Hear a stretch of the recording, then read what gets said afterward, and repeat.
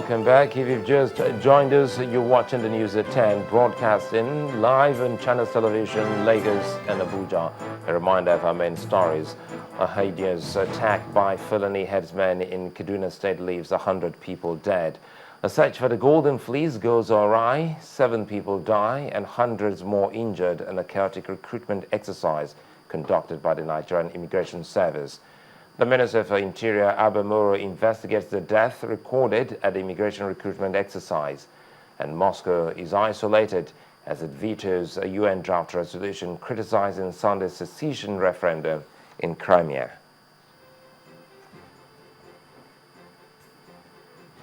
All our top stories can be found on our website, channelstv.com, and on youtube.com/channelsweb.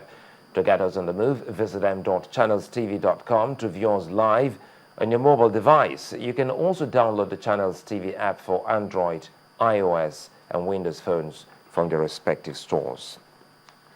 You can now interact with the Channels Eyewitness feature on our Android and Windows 8 platforms. If you have pictures or videos to share with us, tap on the application on your device, swipe to reveal the Eyewitness menu, and follow the instructions to share your report, pictures, and videos. And here are some eyewitness reports of the situation that played out at the venues of today's immigration job test in different parts of the country. This short video was shot by an eyewitness in Lagos, where some of the candidates for the test took to the roads to protest the irregularities observed in the organization of the test. Traffic was held up for hours on Funshaw Williams Avenue as a result. And this next picture came from the Ibadan Center. The eyewitness says candidates were made to pay 1,000 naira for the forms. Some had to pay as much as 3,000 naira for medical reports that were not used, while others were asked to buy a new set of white short. He says he feels sorry for the country where its immigration service cannot organize a test for new intakes. And from Abuja, this eyewitness sent this picture of the candidates trooping towards the Abuja City Gate en route to the National Stadium for the NIS test before the stampede that resulted in the death of 7 of the candidates. And in Benin City, capital of Edo State, these youth gathered outside the stadium where there was also a stampede where about 3 people lost their lives. I would like to thank you for sending these reports. Please do keep them coming. Now, staying with the immigration service incidents, the Minister for Interior, Abba Moro, has confirmed that 7 people have died and several others injured during the recruitment exercise conducted by the Nigerian Immigration Service across the 36 states' capitals and the Federal Capital Territory. Mr. Moro told Channels Television in Jos, the Plateau State capital, today, while monitoring the exercise, that the impatience of prospective applicants in parts of the centers led to stampede, an uncontrollable situation that led to the casualties. 520,000 applicants across the nation are jostling for the space of 4,556 slots approved by the Establishment Office in the Nigerian Immigration Service.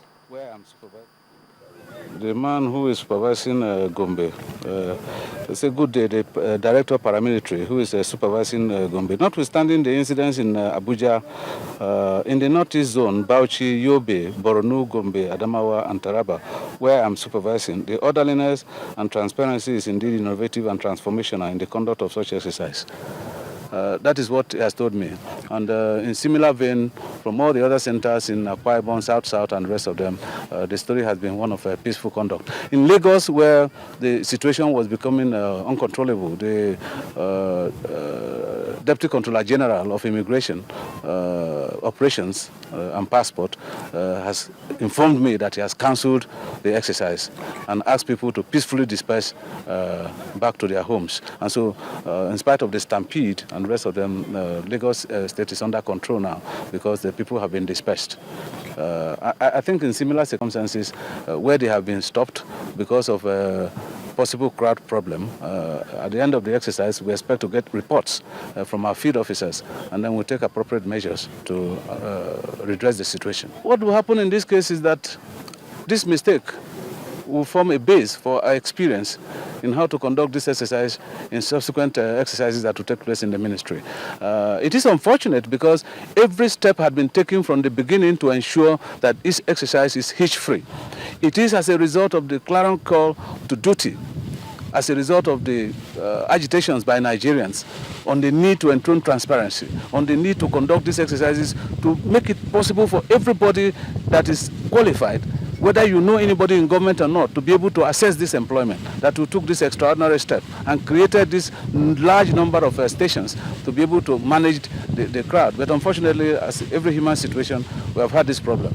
Our heart goes out to the family of those who have lost their dear ones. But I assure you that subsequent exercises, when it is conducted in a similar fashion, will take cue from this incident that has happened and ensure that we don't have any problems in future. Thank you very much. Well, so many questions on that particular exercise. Now to aviation, a Medview aircraft en route Abuja has made an air return shortly after takeoff at the Murtala Mohammed Airport in Lagos. The aircraft, a Boeing 737 with registration number 5NBPB, took off at 9:12 a.m. and landed safely at 9:17 a.m. with 99 persons and 5 crew members on board. A statement issued by the coordinating spokesperson for the aviation parastatals, Mr. Yakubu Dati, reads, quote, "The Nigerian Civil Aviation Authority and the Accident Investigation Bureau have already commenced investigations to ascertain the cause of the air return," end of quote. Meanwhile, Medview Airline has attributed the air return minutes to a false fire alarm. According to a statement by the airline, smoke was noticed in the cabin, which triggered the alarm, and the pilot, in a display of professionalism, made an air return immediately. Medview added that the aircraft, now parked at the MM2, just returned from a major check 3 weeks ago. Now for this story, viewer discretion is strongly advised. These are officials of the Federal Road Safety Corps having a tag team fight with a commercial bus driver on the Lagos-Ibadan Express Road. According to eyewitnesses, the commercial bus driver stopped to have a chat with some people by the road. He was confronted by the road safety officials and accused of road obstruction. A heated argument started, and one of the officials used his belt on the head of the driver, causing severe bleeding. Asked to be taken to the hospital, the driver refuses and holds on to the officials, insisting that one of them will die with him.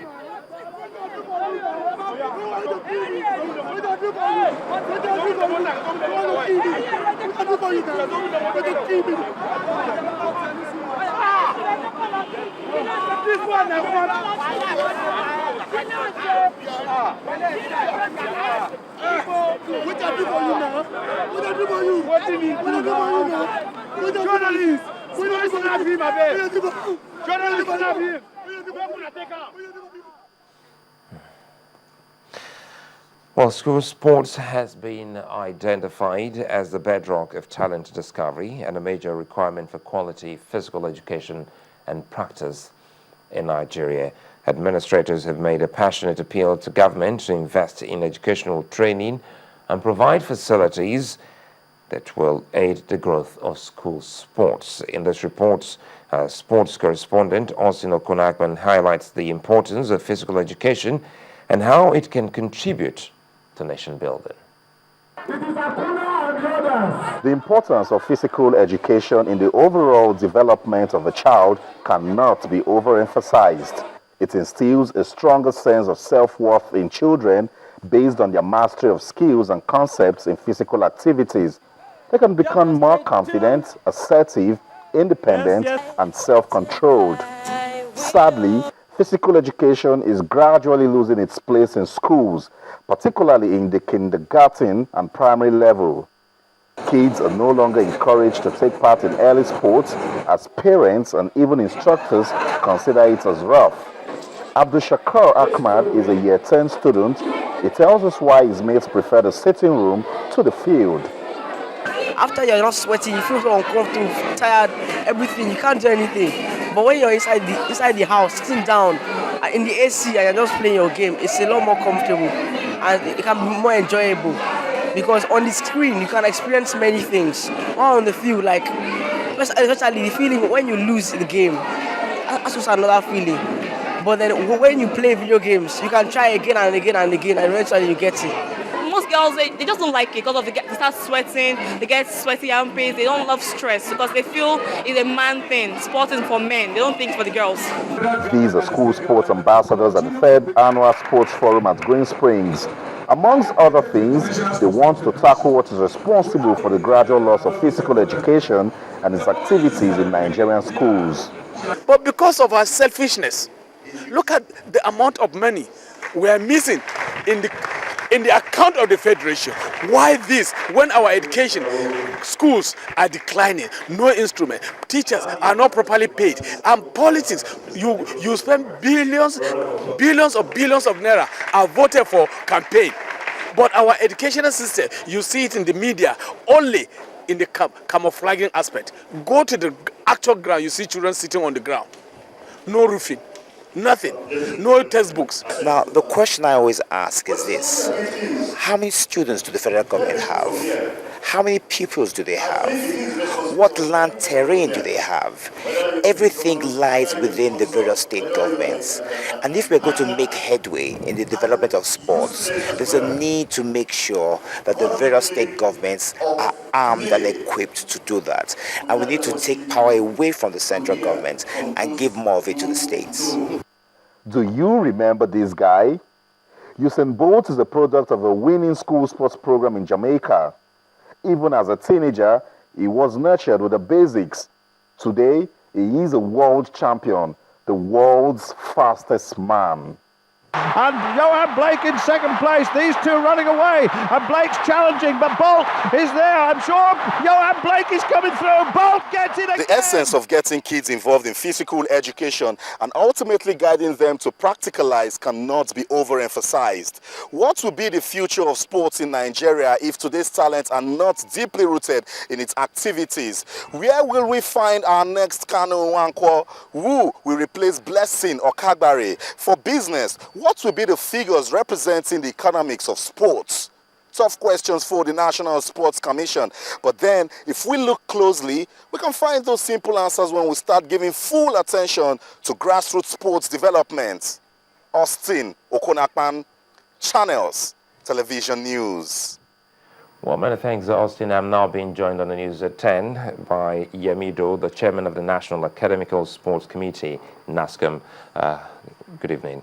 Well, a whole lot has been happening, and a lot of people are already going away with the idea that physical education is no longer in our school system.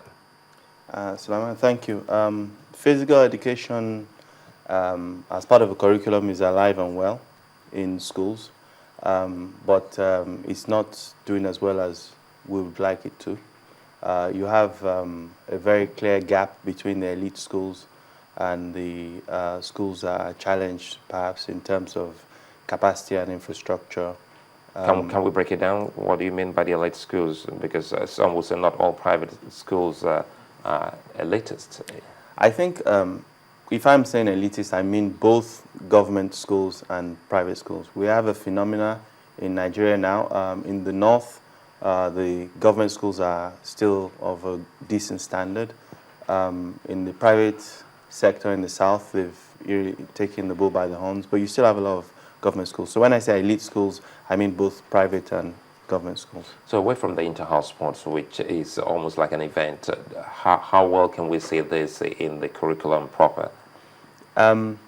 What I would say is that we need to look at the data and look at how school sports is structured now. The last time we spoke, I spoke about explaining about what the curriculum was and the curricula as it stands. So you have PE as the common denominator of school sports, then you have your inter-house sports, and then your inter-school sports, and obviously regional, zonal, and national sports. So the level of performance you'll expect at the national sports level obviously would be the elite sports, and obviously the school sports would be. So are there any plans to actually see that this is actually taking notches higher than what it is now? Yes, they are, because what we've realized is that given our aspirations and the infrastructure gap we have, clearly we don't have enough football stadiums, tracks and everything to achieve what we want. So we're going to have to adopt a different strategy, which is going to be, you're going to go online, online tuition, you're going to encourage rhythm and play with the dancing and jumping and things like that. So if you don't have a stadium, you don't have the facilities, you can still play Wizkid or whatever it is children listen to nowadays, and still jump and sweat and play table tennis. Yeah. I'm sure you'll be at the NESG. If I'm invited, yes, I would. Well, because that's part of the educational requirements. Well, anyway, we've been speaking with Yemi Do, who is the chairman of the National Academical Sports Committee, and the focus has been on physical education. Many thanks for being with us on the News at 10. Thank you, Sulaiman. Well, when the News at 10 returns, inflation rate to drop by 0.05%. That's in business news. Join us again.